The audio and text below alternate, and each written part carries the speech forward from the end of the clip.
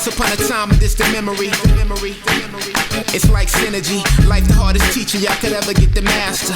Get a test first, and y'all get that lesson after. Steve's never stressing them G's.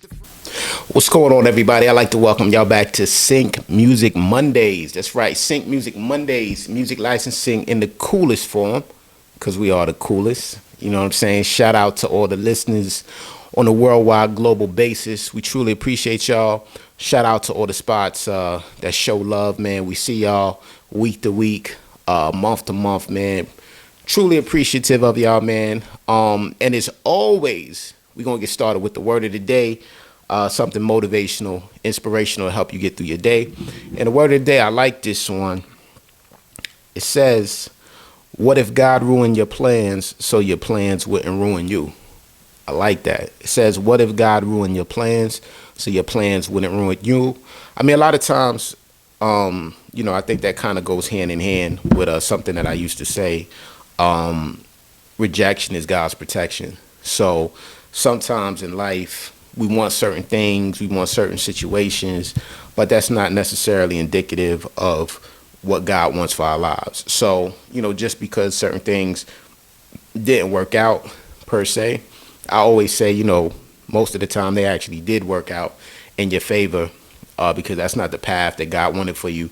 If he closed the door, that means there's a better opportunity coming down. So, don't stress those situations. Just kind of focus on the good. And that is the word of the day. All right. But for today, we're going to get into something new. We've been taking on topics from the listeners. So big shout out to y'all for bringing things to our attention. And for this particular topic, we're going to talk about something here. Hold on. Let's see. This came from Phil from the BX. Shout out to the BX. Shout out to Phil. He says, with so many music licensing channels, e-courses, and seminars, how can you tell which is valid versus which are bullshit? It's valid, right? So that's a great question. Big shout out to Phil. So yeah, we're here for it. So first of all, music licensing. When I started, this was back in 2007. That's when I first got approached by a sync agent about music licensing. I didn't even know what it was, to be perfectly honest with you. Got an email. It said, hey, I really like your music. It's phenomenal.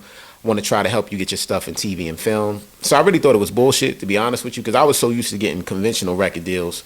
And that's how I got my music out there and how I made my money. So I said, all right, I tried it out. And true to form, true to her word, I got some money, maybe like within 3 months, might have made like $10,000, something like that. And it was amazing. You know what I'm saying? Like I never knew about music licensing. That was new to me. So it opened up my mind to the possibilities outside of a conventional record deal. Because that's how we normally got our paper was, doing tapes and CDs, shows, get another record deal, re-up, do it all over again, tour, right? So this was a whole new world where I was actually working smarter instead of working harder, and to this day now I got over 1,000 placements. I've recorded over 1,000 songs. Music has been great to me. I'm very blessed, highly favored. I would never complain about that. But to your point, Phil, with the question, throughout the years, music licensing has become very convoluted. There are a lot of people in this space now. I've never seen this many people in this space, and a lot of people claiming to be gurus, specialists. They got companies, they got podcasts, they got e-courses, they got seminars, and the reality is that everybody's not valid. To be perfectly honest with you, there's some people that are really official. They do this like for real. And we'll get into a couple of those people that I know that at least I could personally vouch for, right? But then outside of that, it's a lot of people that's full of shit. It's calling a spade. Like, everybody's not a guru, everybody's not a specialist, but a lot of people present themselves that way because it's a money grab, right? So A lot of people have e-courses. A lot of people are doing seminars, all this stuff, all this shit, right? And it's cool. It's cool. But I'm always a person that's a realist.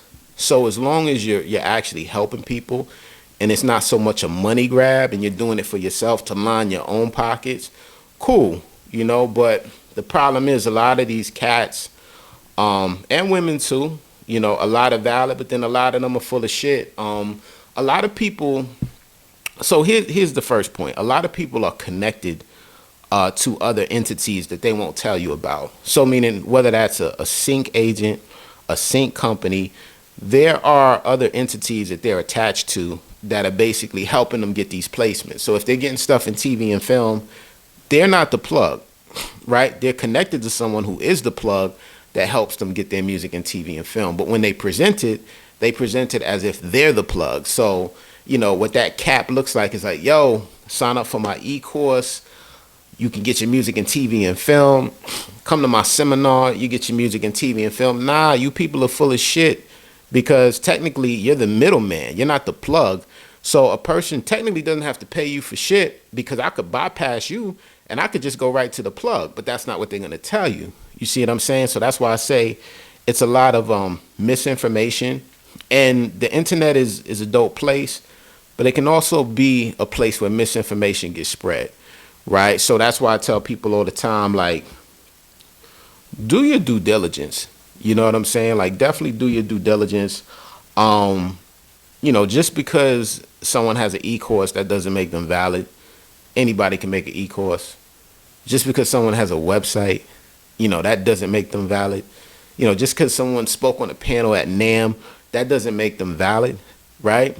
These are all things that, I mean, at the end of the day, yeah, they're cool, but that doesn't mean that someone is 10 toes down, that they legit. You know, I always tell people all the time, do your due diligence. You know, is there anything wrong with purchasing an e-course? Absolutely not. Is there anything wrong with going to a seminar? Absolutely not. But you still have to do your due diligence to make sure that you're not being taken advantage of, because the same way you grinding, you want to get your music in TV and film. Believe it or not, there are people that are full of shit. They just want to take advantage of artists, you know. And I know that that's kind of far-fetched for some people, but some people are just malicious, you know.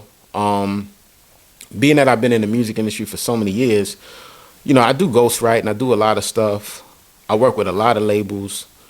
And I think the stark difference between music licensing and the record industry is that in the record industry, people like they basically like there's ways to prove certain things. So like if I tell you guys I made a record called Take 'Em High with Kid Cudi. Shout out to Cudi. You guys can Google that and you guys can actually see that, right? If I tell you guys I wrote a song for the Temptations 60th anniversary record and it came out on Universal Records, you guys can see that, right? If I tell you guys I wrote a record on one of Nick Cannon's projects, all of my credits, you guys can see that in real time. You can Google me, Wikipedia me, whatever you want to do, but you can see this guy's the truth, right? The problem with music licensing is that a lot of people can be aloof, right? So when I say aloof, that means that I can get on the internet and I can say a bunch of shit. It doesn't mean that it's valid, right? I could say, oh yeah, I wrote a lot of songs for music and TV and film, but you know, there was an NDA and I couldn't talk about it. So, you know, that's just what it was, right? And it's left up to the, you know, the land of make-believe to determine what's fact over fiction, right? So a lot of these people cap. I'll give you the perfect example, right? This is an example of a fake guru that I actually dealt with last year, right? So we're not going to get this person no pub. She's just a scammer. She's full of shit, right? So this person, she presents herself like she's a music licensing specialist. She's in the space. She works with a company where they get $1 million briefs, all these different things, right? So much money going around. So she talks to me. She's like, hey, you know, I know you got a large network of producers. You know, I like to work with some of your producers. I'm like, cool, it's all good. You know, I was like, listen, even if you know, you want me involved to write some records, it's all good. This is what we do. So, you know, she's talking all this money talk, you know, how much money the firm she works with makes and all of that. And then when it's time to work with my producers, she was basically cop and please. She's like, oh, I really don't have money. Basically, can your producers work for free? And if they do work for free, then maybe quite possibly we'll see if something can come of it where they get paid. So naturally, I'm like, well, you're full of shit because it's like you just presented yourself like, you work for this company that makes so much money, that you're a music licensing guru, you're charging artists for consultations on your website. You appeared to be more than what you are, but now you're saying you want my producers to work for you for free. So naturally, we weren't jacking it. You know what I'm saying? I wasn't with it. My producers wasn't with it. It was actually quite egregious. You know what I'm saying? It's like, wow, this person, and I feel bad for the artists that go to her and pay for consultations because she's not what she appears to be. It's like a quote that I heard all the time. They say, be careful with the internet because everybody's not who they post to be, right? If you go to this chick's Instagram, you would think like she's the OG of music licensing, right? And it's not the case. She broke as a joke. So, I say all that to say is for artists to be careful. You know what I'm saying? It's like it's a lot of people that present themselves to be something that they're really not. They're not making paper like that. Yeah, they might get some sync placements and present like they're a guru, but they not. They full of shit, right? There's a sync agent that's helping them get that, but yet they want you to pay them as if they're the plug. They're not. You know what I'm saying? So I think it's time to start calling a spade a spade. Now, for me, everything is actionable items. So when I say that, what does that look like in real time? So if there are some scammers, how can you circumvent the scammers? I always say do your R&D like in business, in research and development, right? Like make sure that when you do this, that you pay attention, to what's going on. Like, research, go to IMDb, go to whatever you got to go to see if these people are really valid. You know what I'm saying? Like ask questions, see what projects have they worked on, what artists they have helped, like shout out to my team, you know what I'm saying? Rhythm Couture. We work with a lot of different companies, getting music and TV and film for artists. Shout out to Jay Nolan. Shout out to JS, aka the best. Shout out to Jill Strata. Shout out to the Fingers, right? Those are my peoples.